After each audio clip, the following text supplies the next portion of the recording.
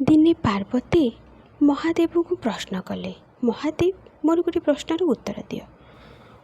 ମହାଦେବ କହିଲେ, ଠିକ୍ ଅଛି, ପ୍ରଶ୍ନ କର। ମାତା କହୁଛନ୍ତି, ସ୍ୱାମୀ ପରମ ଭକ୍ତର ପରିଚୟ କ'ଣ? ମହାଦେବ କହୁଛନ୍ତି, ଠିକ୍ ଅଛି, ଏହି ପ୍ରଶ୍ନର ଉତ୍ତର ମୋର ଗୋଟିଏ ପରମ ଭକ୍ତ ବିଷୟରେ କହୁଛି, ଧ୍ୟାନପୂର୍ବକ ଶୁଣିବ। ଗୋଟିଏ ଗ୍ରାମରେ ଜଣେ ସ୍ୱାମୀ ଏବଂ ସ୍ତ୍ରୀ ରହୁଥିଲେ। ସ୍ୱାମୀଙ୍କ ନାମ ଗୋପାଳ ଏବଂ ସ୍ତ୍ରୀଙ୍କ ନାମ ମୋହିନୀ ଥିଲା। ମୋହିନୀ ଜଣେ ଅତି ଧାର୍ମିକ ମହିଳା ଥିଲେ। ସେ ନିଜ କୁଟୀରେ ପ୍ରତିଦିନ ଭଗବାନ ଶିବଙ୍କୁ ପୂଜା କରୁଥିଲେ।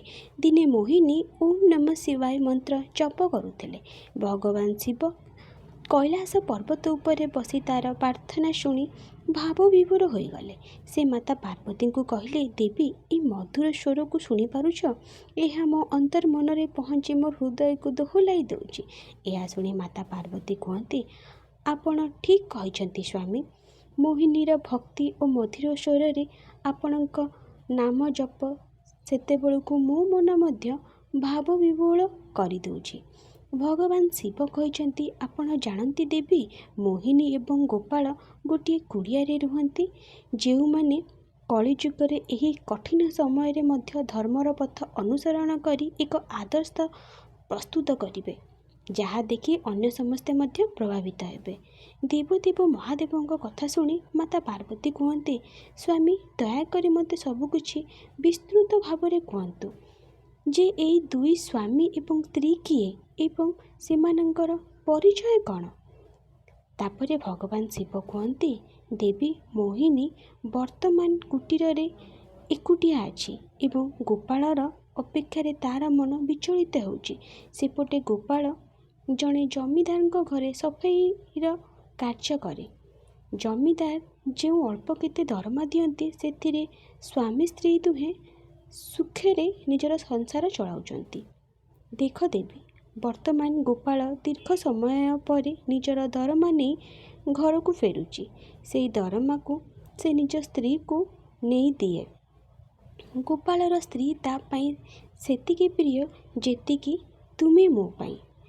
ଏହାପରେ ମାତା ପାର୍ବତୀ କୁହନ୍ତି, ସ୍ୱାମୀ, ମୁଁ ଦେଖୁଛି ଆପଣ ତାଙ୍କର ବହୁତ ପ୍ରଶଂସା କରୁଛନ୍ତି, କିନ୍ତୁ ଗୋଟିଏ କଥା ମୁଁ ଭାବୁଥିଲି, ଯଦି ସେମାନଙ୍କ ପାଖରେ ଧନ ନଥିବ, ସେମାନେ କିପରି ଜୀବନ ବିତାଇବେ? ଏହାପରେ ମାତା ପାର୍ବତୀ ପୁଣି କୁହନ୍ତି, ସ୍ୱାମୀ, ମୁଁ ସେମାନଙ୍କର ପରୀକ୍ଷା କରିବାକୁ ଚାହୁଁଛି, ଦୟାକରି ମୋତେ ଅନୁମତି ଦିଅନ୍ତୁ। ଏହା ଶୁଣି ଭଗବାନ ଶିବ କହିଲେ, ଠିକ୍ ଅଛି ଦେବୀ, ତୁମେ ଯେପରି ଚାହୁଁଛ ତାଙ୍କର ସେପରି ପରୀକ୍ଷା କରିପାର। ମୋ ଉପରେ ସେମାନଙ୍କର ଦୃଢ଼ ବିଶ୍ୱାସ ଅଛି କି ନାହିଁ? ତାପରେ ମାତା ପାର୍ବତୀ ସିଂହ ଆରୋହଣ କରି ପୃଥିବୀରେ ପହଞ୍ଚନ୍ତି। ସେହି ସମୟରେ ଗୋପାଳ ତାଙ୍କ ଘରକୁ ଯାଉଥିଲେ ଓ ଅନ୍ୟପଟେ ମାତା ପାର୍ବତୀ ଜଣେ ମହିଳାଙ୍କ ରୂପ ନେଇଥିଲେ ଏବଂ ସିଂହ ଏକ ଛୋଟ ଝିଅର। ଜମିଦାରଙ୍କ ଘରୁ ବାହାରିବା ପୂର୍ବରୁ ଗୋପାଳ ତା ପତ୍ନୀ ମୋହିନୀକୁ ଗୋଟିଏ ଚିଠି ଲେଖିଥିଲେ। ସେଥିରେ ଲେଖା ହୋଇଥିଲା, ମୋହିନୀ, ଏହି ଚିଠିଟି ତୁମ ହାତରେ ପହଞ୍ଚିଲା ବେଳକୁ ମୁଁ ଅଧା ବାଟରେ ପହଞ୍ଚି ଯାଇଥିବି। ଏଠାରେ ସବୁକିଛି ଠିକ୍ ଚାଲିଛି। ଜମିଦାର ମୋ କାମରେ ବହୁତ ଖୁସି ଅଛନ୍ତି ଏବଂ ସେ ମୋତେ ଉପହାର ସ୍ୱରୂପ ଏକ ବିଶେଷ ଜିନିଷ ବି ଦେଇଛନ୍ତି। ମୁଁ ଘରେ ପହଞ୍ଚିବା ପରେ ମୁଁ ତୁମକୁ ଏହା ବିଷୟରେ କହିବି। ମୁଁ କେବଳ ଉପହାର ପାଇନାହିଁ, ବରଂ ଏକ ବଡ଼ ପଦବୀ ମଧ୍ୟ ପାଇଛି। ବର୍ତ୍ତମାନ ତୁମେ ଦେଖିବ ଆମର ଦାରିଦ୍ର୍ୟ ଶୀଘ୍ର ଦୂର ହୋଇଯିବ। ମୁଁ ତୁମକୁ ବହୁତ ମନେ ପକାଉଥିଲି। ମୁଁ ଶୀଘ୍ର ଘରକୁ ଫେରୁଛି। ନିଜର ଯତ୍ନ ନେବ। ଇତି ତୁମର ଗୋପାଳ। ଚିଠିଟି ପଢ଼ିଲା ବେଳେ ମୋହିନୀଙ୍କ ଆଖିରେ ଲୁହ ଆସିଗଲା। ସେ ମନେ ମନେ କହିଲେ ଯେ ଦୀର୍ଘ ସମୟ ପରେ ସେ ଘରକୁ ଫେରୁଛନ୍ତି। ମୁଁ ଆଜି ତାଙ୍କ ପାଇଁ ତାଙ୍କ ପସନ୍ଦର ରୋଷେଇ କରିବି। ସେ ଘର ଭିତରକୁ ଯାଇ ଉପରେ ଥିବା ଏକ ବଡ଼ ଡବାର ଢାଙ୍କୁଣୀ ଖୋଲିଲେ, କିନ୍ତୁ ଡବାଟି ଖାଲି ଥିଲା ଏବଂ ସେ କହିଲା, ହେ ଭଗବାନ, କିଛି ନାହିଁ, ଠିକ୍ ଅଛି, କିଛି ଅସୁବିଧା ନାହିଁ, ସେ ଆସିବା ପରେ ମୁଁ କରିବି। ଅନ୍ୟପଟରେ ଗୋପାଳ ଶଗଡ଼ରେ ବସି ଘରକୁ ଯାଉଥିଲେ। ସେ ରାସ୍ତାରେ ଭାବୁଥିଲେ, ମୋହିନୀ ମୋ ଚିଠି ପାଇଲା କି ନାହିଁ। ବହୁତ ସମୟ ପରେ ଘରକୁ ଫେରୁଛି, ବହୁତ ଭଲ ଲାଗୁଛି। ଜମିଦାର ବାବୁ ମୋତେ ଗୋଟିଏ ସୁନା ମୁଦ୍ରା ଦେଇଛନ୍ତି। ମୋହିନୀ ତାକୁ ଦେଖିବା ପରେ ବହୁତ ଖୁସି ହେଇଯିବ। ଆଜିଠାରୁ ଆମର ଦାରିଦ୍ର୍ୟ ଦୂର ହୋଇଯିବ। ଏହା ଭାବି ଗୋପାଳ ଶଗଡ଼ିଆକୁ କହିଲା, ହେ ଭାଇ, ଟିକେ ଶୀଘ୍ର ଚାଲ, ମୁଁ ଯଥାଶୀଘ୍ର ଘରକୁ ଯିବାକୁ ଚାହୁଁଛି। ତାଙ୍କ କଥା ଶୁଣି ଶଗଡ଼ିଆ କହିଲା, ହଁ ପୁଅ, ଯେମିତି ତୁମ ଇଚ୍ଛା। ଗୋପାଳଙ୍କ ଶଗଡ଼ ଗାଁ ନିକଟରେ ପହଞ୍ଚିବା ମାତ୍ରେ ସେଠାରେ ନିଜର ବେଶ ବଦଳାଇଥିବା ମାତା ପାର୍ବତୀ ଗୋପାଳର ଶଗଡ଼କୁ ଆସୁଥିବା ଦେଖି ଛୋଟ ସିଂହ ରୂପୀ ସିଂହକୁ ପିଟିବା ଆରମ୍ଭ କଲେ ଓ ପାଟି କରି କହିଲେ, ଏ କଲ୍ମୁହିଁ, ତୋତେ ମରଣ ହେଉନି କାହିଁକି? ଏ କଥା ଗୋପାଳ ଶୁଣିବା ପରେ ତୁରନ୍ତ ଶଗଡ଼ ରଖି ସେମାନଙ୍କ ପାଖକୁ ଯାଇ କହିଲେ, ଆରେ କ'ଣ ହେଲା ଭଉଣୀ, ଏ ଝିଅକୁ କାହିଁକି ଗାଳି ଦେଉଛ? ଏହାପରେ ସେ ସ୍ତ୍ରୀ ଲୋକ କହିଲା, ଦେଖ ଭାଇ, ଏହାର ବାପା ସକାଳୁ କାମ କରିବାକୁ ବାହାରିଛନ୍ତି। ଯଦି ସେ ଟଙ୍କା ନେଇ ଘରକୁ ନ ଆସିବେ ତେବେ ଆମେ ଖାଦ୍ୟ କେଉଁଠୁ ପାଇବୁ? ଏହି କଥା ମଧ୍ୟ ଇଏ ବୁଝୁନାହିଁ କାହିଁକି? ତାପରେ ଗୋପାଳ କହିଲା, ନା ନା, ତାକୁ ମାରନ୍ତୁ ନାହିଁ। ତାପରେ ସ୍ତ୍ରୀ ଲୋକଟି କୁହନ୍ତି, କ'ଣ କରିବି, ଝିଅଟି କିଛି ବୁଝୁନାହିଁ। ଏହା ଉପରେ ଘରର ମାଲିକ କହୁଛି, ଶୀଘ୍ର ଘର ଭଡ଼ା ଦିଅ, ନହେଲେ ଘରୁ ବାହାରି ଯାଅ। ଭାଇ, ମୋତେ ତୁମେ କୁହ, ମୁଁ କ'ଣ କରିବି? ମୋତେ ଏଇ ଝିଅ ପାଇଁ ଶେଷରେ ଭିକ ମାଗିବାକୁ ପଡ଼ିବ। ତାପରେ ଗୋପାଳ ନିଜ ମନରେ ଚିନ୍ତା କରିବାକୁ ଲାଗିଲା ଯେ ଏମାନେ ତ ବହୁତ ଅସୁବିଧାରେ ଅଛନ୍ତି। ମୋ ପାଖରେ କେବଳ ଜମିଦାର ଦେଇଥିବା ସୁନା ମୁଦ୍ରାଟିଏ ହିଁ ଅଛି। ତା ବ୍ୟତୀତ ଆଉ କିଛି ନାହିଁ। ମୁଁ କ'ଣ କରିବି? ଏହି ସୁନା ମୁଦ୍ରାଟି ସେମାନଙ୍କୁ ଦେଇଦେବି। ତାପରେ ଗୋପାଳ କହିଲେ, ଆପଣଙ୍କର ନାମ କ'ଣ? ତାପରେ ସ୍ତ୍ରୀ ଲୋକଟି କହିଲା, ମୋ ନାଁ ଗୌରୀ। ଗୋପାଳ ପୁଣି ପଚାରନ୍ତି, ଆପଣଙ୍କ ସ୍ୱାମୀ କିଏ ଏବଂ ସେ କେଉଁଠାରେ କାମ କରନ୍ତି? ଉତ୍ତରରେ ସେ କୁହନ୍ତି, ମୋ ସ୍ୱାମୀଙ୍କ ନାମ ଭୋଳା ଏବଂ ସେ କାମ ପାଇଁ ବହୁତ ଦୂରକୁ ଯାଇଛନ୍ତି। ତାପରେ ଅଭିନୟ କରି ଗୋପାଳ କୁହନ୍ତି, ଓଃ, ଆପଣ ହିଁ ଭୋଳା ଓ ଭାଇଙ୍କ ପତ୍ନୀ ଓ ମୁଁ ତ ଆପଣଙ୍କୁ ହିଁ ଖୋଜୁଥିଲି। ଏହା ନିଅ, ଭୋଳା ଭାଇ କେବଳ ତୁମ ପାଇଁ ପଠାଇଛନ୍ତି ଏବଂ ମୁଁ ଗୋଟିଏ ଜାଗାରେ କାମ କରୁଛୁ। ମୁଁ ଆପଣଙ୍କୁ ଏହି ସୁନା ମୁଦ୍ରା ଦେବାକୁ ଆସିଥିଲି। ଭଲ ହେଲା, ଆପଣଙ୍କୁ ଏଠାରେ ପାଇଗଲି। ଏହା କହି ଗୋପାଳ ସୁନା ମୁଦ୍ରା ସ୍ତ୍ରୀ ଲୋକଟିକୁ ଦେଇଦେଲା। ଏହାପରେ ସ୍ତ୍ରୀ ଲୋକଟି କହିଲା, ଆପଣ ମୋତେ ଉଦ୍ଧାର କଲେ ଏବଂ ସେ ଭଲ ଅଛନ୍ତି ନା? ସେଠାରେ ସୁରକ୍ଷିତ ନା? ତାପରେ ଗୋପାଳ କହିଲା, ହଁ ଭାଉଜ, ସେ ବହୁତ ଭଲ ଅଛନ୍ତି। ତାପରେ ସେ ସ୍ତ୍ରୀ ଲୋକଟି କୁହନ୍ତି, ମୋର ଆଶୀର୍ବାଦ ଆପଣଙ୍କ ସହିତ ଅଛି। ତାପରେ ସେ ଝିଅକୁ ନେଇ ସେଠାରୁ ଚାଲିଯାଆନ୍ତି। ସେମାନେ ଚାଲିଯିବା ପରେ ଗୋପାଳ ଭାବନ୍ତି ଯେ ମୋର ସୁନା ମୁଦ୍ରାଟି ସେମାନଙ୍କୁ ଦେଇଦେଲି। ବର୍ତ୍ତମାନ ମୁଁ ମୋହିନୀକୁ କ'ଣ କହିବି? ଏହି ସୁନା ମୁଦ୍ରାରେ ମୋ ଘରର ଅବସ୍ଥା ଟିକିଏ ଭଲ ହୋଇଥାନ୍ତା। ଭଗବାନ, ଏହା ତୁମର କି ପ୍ରକାର ଲୀଳା? ସେପଟେ ମାତା ପାର୍ବତୀ ଯେତେବେଳେ କୈଳାସ ପର୍ବତରେ ପହଞ୍ଚନ୍ତି, ଭଗବାନ ଶିବ କୁହନ୍ତି, ଦେବୀ, ତୁମେ ଆସିଗଲ? ତୁମ ବିନା କୈଳାସ ପର୍ବତ ଶୂନ୍ୟ ମନେ ହେଉଥିଲା। ତାପରେ ମାତା ପାର୍ବତୀ ତାଙ୍କ ଆସନ ଗ୍ରହଣ କରନ୍ତି। ଭଗବାନ ଶିବ ପୁଣି ମାତା ପାର୍ବତୀକୁ ପଚାରିଲେ, ଦେବୀ, ମୁଁ ଯାହା କହିଥିଲି ତାହା ସତ୍ୟ ପ୍ରମାଣିତ ହୋଇଛି କି ନାହିଁ? ମୁଁ ତୁମର ପ୍ରତିକ୍ରିୟା ଜାଣିବାକୁ ଚାହେଁ। ମାତା ପାର୍ବତୀ କୁହନ୍ତି, ସ୍ୱାମୀ, ଆପଣ ଠିକ୍ କହିଛନ୍ତି। ଗୋପାଳ ବହୁତ ନିର୍ଭୟ ଏବଂ ବହୁତ ଦୟାଳୁ। ସେ ତାକୁ ମିଳିଥିବା ଉପହାର ମଧ୍ୟ ମୋତେ ଦେଇଦେଇଛି, ଯାହା ତାର ପ୍ରାପ୍ୟ ଥିଲା। ଦେବା ଆଗରୁ ସେ ଥରେ ବି ଭାବିଲା ନାହିଁ ଯେ ସେମାନେ କେତେ ଗରିବ। ଏହି ସୁନା ମୁଦ୍ରାରେ ସେମାନଙ୍କର ଦାରିଦ୍ର୍ୟତା ଦୂର ହୋଇପାରିଥାନ୍ତା, ତଥାପି ସେ କିଛି ଭାବି ନଥିଲା। ଏହା ଶୁଣି ଭଗବାନ ଶିବ କୁହନ୍ତି, ତୁମେ ସତ୍ୟ କହୁଛ ଦେବୀ। ସେହି ଦମ୍ପତିଙ୍କ ମନରେ ନିଶ୍ଚିତ ଭାବରେ ଯନ୍ତ୍ରଣା ଏବଂ ଦୁଃଖ ଅଛି। ମାତା ପାର୍ବତୀ ପ୍ରଭୁଙ୍କୁ ପଚାରନ୍ତି, ଆପଣ ଏପରି କାହିଁକି କହୁଛନ୍ତି? ସେ ତ ପରୀକ୍ଷାରେ ଉତ୍ତୀର୍ଣ୍ଣ ହୋଇଛନ୍ତି। ଏହାପରେ ଭଗବାନ ଶିବ କୁହନ୍ତି, ତୁମେ ଜାଣିଛ ଦେବୀ, ଉଭୟଙ୍କର ହୃଦୟ ସୁନା ପରି। ତୁମେ ତାକୁ ଯେତେ ପରଖିବ ସେତେ ଚମକିବ ଓ ସେମାନଙ୍କର ମାନବିକତା ଅଧିକ ବିସ୍ତାର ହେବ। ଏହି ଦୁଇ ଦମ୍ପତି ସମ୍ପୂର୍ଣ୍ଣ ଶୁଦ୍ଧ ହୋଇଯିବେ। କିନ୍ତୁ ଏଥର ମୁଁ ସେମାନଙ୍କୁ ନିଜେ ପରୀକ୍ଷା କରିବି। ଯଦି ସେମାନେ ମୋ ଦ୍ୱାରା ନିଆଯାଇଥିବା ପରୀକ୍ଷାରେ ଉତ୍ତୀର୍ଣ୍ଣ ହୁଅନ୍ତି, ତେବେ ଏହି ଅସତ୍ୟ ଜଗତରେ ସତ୍ୟ ସବୁଦିନ ପାଇଁ ପ୍ରତିଷ୍ଠିତ ହୋଇଯିବ। ଅନ୍ୟପଟରେ ଯେତେବେଳେ ଗୋପାଳର ଘରେ ପହଞ୍ଚିବାର ବିଳମ୍ବ ହେଲା, ସେତେବେଳେ ମୋହିନୀ ଘରେ ଥିବା ଠାକୁରଙ୍କ ସାମ୍ନାରେ ହାତ ଯୋଡ଼ି ପ୍ରାର୍ଥନା କରିବାକୁ ଲାଗିଲା, ହେ ଭୋଳାନାଥ, ମୋ ସ୍ୱାମୀଙ୍କୁ ନିରାପଦରେ ଘରକୁ ଫେରାଇ ଆଣନ୍ତୁ। ମୋର ତୁମ ପାଖରେ ଏହି ପ୍ରାର୍ଥନା, ପ୍ରଭୁ ତାଙ୍କର ରକ୍ଷା କର। ଠିକ୍ ସେହି ସମୟରେ ଘରୁ ବାହାରୁ ଜଣଙ୍କର ପାଟି ଶୁଭିଲା, ମୋହିନୀ, ମୋହିନୀ, କବାଟ ଖୋଲ, ମୁଁ ଆସିଛି। ତାପରେ ମୋହିନୀ ଖୁସିରେ ଭଗବାନଙ୍କୁ ଧନ୍ୟବାଦ ଦେଲେ ଓ କହିଲେ, ପ୍ରଭୁ, ପ୍ରକୃତରେ ଆପଣ ଆମର ରକ୍ଷାକର୍ତ୍ତା। ମୋ ପ୍ରାର୍ଥନା ଶୁଣି ଆପଣ ତାଙ୍କୁ ନିରାପଦରେ ଘରକୁ ପଠାଇ ଦେଲେ। ତାପରେ ସେ କବାଟ ଖୋଲିଲେ ଓ ଗୋପାଳଙ୍କୁ ଦେଖି କହିଲେ, ତୁମେ ଭିତରକୁ ଆସ। ତାପରେ ଗୋପାଳ ଘର ଭିତରକୁ ଆସିଲେ ଓ ମୋହିନୀକୁ ଦେଖି କହିଲେ, କ'ଣ ହେଲା, ତୁମେ ବହୁତ ପତଳା ହେଇଯାଇଛ। ତାପରେ ମୋହିନୀ ହସି ହସି ଉତ୍ତର ଦେଲେ, ତୁମେ ଚିଠିରେ ଲେଖିଥିଲ ଯେ ତୁମର ପଦୋନ୍ନତି ହୋଇଛି ଓ ଜମିଦାର ତୁମକୁ ଗୋଟିଏ ଉପହାର ମଧ୍ୟ ଦେଇଛନ୍ତି। ଏବେ ତୁମେ ମୋତେ ବହୁତ ଖାଦ୍ୟ ଖୁଆଇବ ଏବଂ ମୁଁ ପୁଣି ମୋଟା ହେଇଯିବି। ସେ ପୁଣି କହିଲା, କ'ଣ ହେଲା, ତମେ କାହିଁକି ଚୁପଚାପ ବସିଛ? ଦୁଃଖିତ ଥିଲା ପରି ଲାଗୁଛ। ଏହାପରେ ଗୋପାଳ କହିଲେ, ମୁଁ ଏବେ ତୁମକୁ କ'ଣ କହିବି। ମୁଁ ଉପହାର ନେଇ ଘରକୁ ଆସୁଥିଲି, କିନ୍ତୁ ଗାଁ ବାହାରେ ଜଣେ ସ୍ତ୍ରୀ ଲୋକ ଏବଂ ଛୋଟ ଝିଅଟିଏକୁ ପାଇଲି। ସେମାନଙ୍କର ଅବସ୍ଥା ଆମ ତୁଳନାରେ ଅନେକ ଗୁଣର ଖରାପ ଥିଲା, ତେଣୁ ମୁଁ ସେମାନଙ୍କୁ ସେ ଉପହାର ଦେଇଦେଲି। ମୋହିନୀ କହିଲେ, ଏଥିରେ ଦୁଃଖ କରିବାର କ'ଣ ଅଛି? ଏହା ତ ଆମର ଭାଗ୍ୟ ଯେ ଆମେ କାହାର କାମରେ ଆସିଲେ।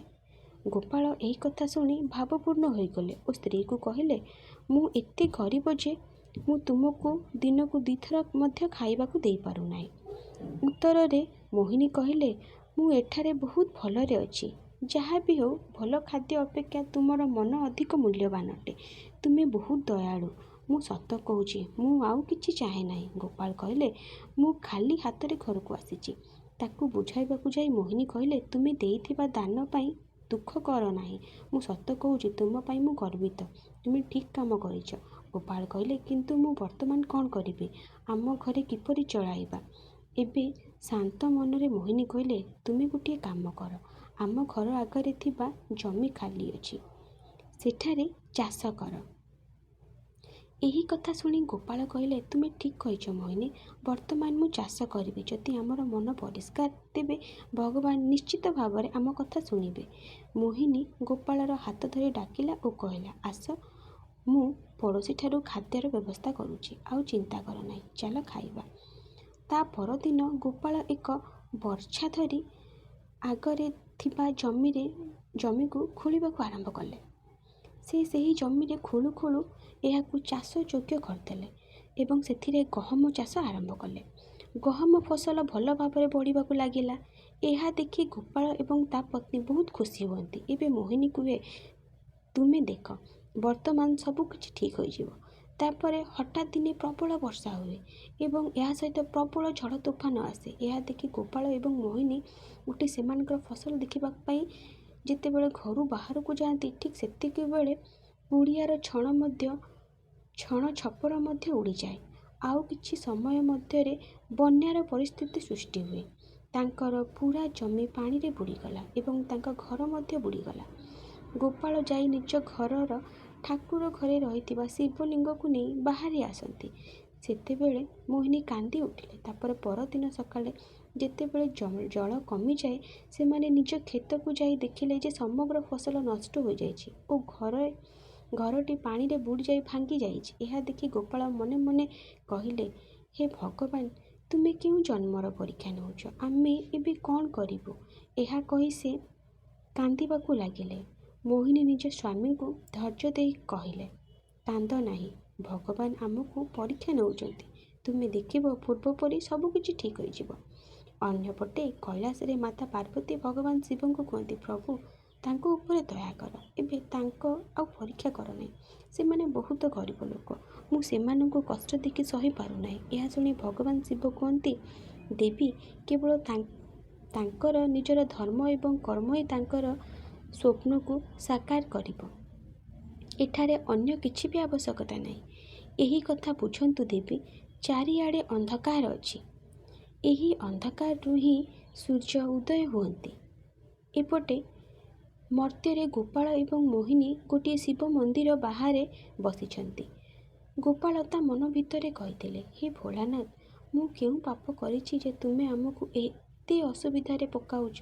ମୁଁ ମୋହିନୀକୁ ଆଉ କଷ୍ଟରେ ଦେଖିପାରୁନାହିଁ। ହେ ପ୍ରଭୁ, ମୋର ପ୍ରାର୍ଥନା ଶୁଣ। ସେହି ସମୟରେ ଭଗବାନ ଶିବ ଗୋପାଳର ପରୀକ୍ଷା ନେବା ପାଇଁ ଜଣେ ବୃଦ୍ଧଙ୍କ ରୂପରେ ମନ୍ଦିରରେ ଅନ୍ୟ ପାଖରେ ପ୍ରକଟିତ ହେଲେ। ସେ ଗୋପାଳଙ୍କ ଆଗରେ ଚାଲି ଚାଲି ଗଲେ ଏବଂ ସେ ତାଙ୍କ ସାମ୍ନାରେ ସୁନା ମୁଦ୍ରାରେ ପୂର୍ଣ୍ଣ ଗୋଟିଏ ଥଳି ପକାଇ ଆଗକୁ ବଢ଼ିଗଲେ। ତାପରେ ଗୋପାଳ ଥଳି ପଡ଼ିଥିବାର ଦେଖି ତାକୁ ଉଠାଇଲେ ଓ ସେ ବୃଦ୍ଧଙ୍କୁ ପଛରୁ ଡାକି କହିଲେ, ଆରେ ବାବା ଶୁଣ, ତୁମର ଥଳି ଏଠାରେ ପଡ଼ିଯାଇଛି। ବୃଦ୍ଧ ଜଣକ ଶୁଣିଲେ ନାହିଁ। ତେଣୁ ଗୋପାଳ ଉଠି ତାଙ୍କ ପଛେ ପଛେ ଗଲେ ଓ ପୁଣି ଥରେ ଡାକିଲେ, ହେ ବାବା ଶୁଣ, ତୁମର ଥଳି ଏଠାରେ ପଡ଼ିଯାଇଛି। ତାପରେ ବୃଦ୍ଧ ଜଣକ କହିଲେ, ଭାଇ ତୁମେ ବହୁତ ଭଲ କାମ କରିଛ। ତୁମେ ମୋର ପୁରା ଜୀବନ ସାରା ଜମାପୁଞ୍ଜି ଥିବା ଏହି ଥଳିକୁ ମୋତେ ଫେରାଇ ମୋତେ ବହୁତ ଅନୁଗ୍ରହ କରିଛ। ନଚେତ୍ ଆଉ କେହି ହୋଇଥିଲେ କ'ଣ ଏହାକୁ ଫେରାଇଥାନ୍ତେ? ଗୋପାଳ କହିଲେ, ନା ବାବା ନା, ଅନ୍ୟର ଜିନିଷ ଫେରାଇବା ତ ଜଣେ ପ୍ରକୃତ ମଣିଷର କର୍ତ୍ତବ୍ୟ। ତାପରେ ବୃଦ୍ଧ ବାବା କହିଲେ, ତୁମେ ଜଣେ ସଚ୍ଚୋଟ ବ୍ୟକ୍ତି, ନଚେତ୍ ଏହି ଜଗତ ମିଥ୍ୟାବାଦୀମାନଙ୍କ ଦ୍ୱାରା ପରିପୂର୍ଣ୍ଣ। ପୁଅ, ତୁମେ ସମସ୍ତଙ୍କ ମଧ୍ୟରେ ଏକ ଉତ୍ତମ ଉଦାହରଣ ହେବ। ତୁମକୁ ମୁଁ ଦେଖି ଜାଣିପାରୁଛି ଯେ ତୁମେ ଅତ୍ୟଧିକ କଷ୍ଟରେ ଜୀବନ ବିତାଉଛ। ତଥାପି ତୁମ ମନରେ ଲୋଭ ନାହିଁ। ଏହା ଏକ ବଡ଼ କଥା। ଦେଖ, ତୁମେ ନିଶ୍ଚିତ ଭାବରେ ଏହି କର୍ମର ଫଳ ପାଇବ। ମୋର ଆଶୀର୍ବାଦ ତୁମ ଉପରେ ଅଛି। ଏହା କହି ବୃଦ୍ଧ ଜଣକ ସେଠାରୁ ଚାଲିଯାଆନ୍ତି।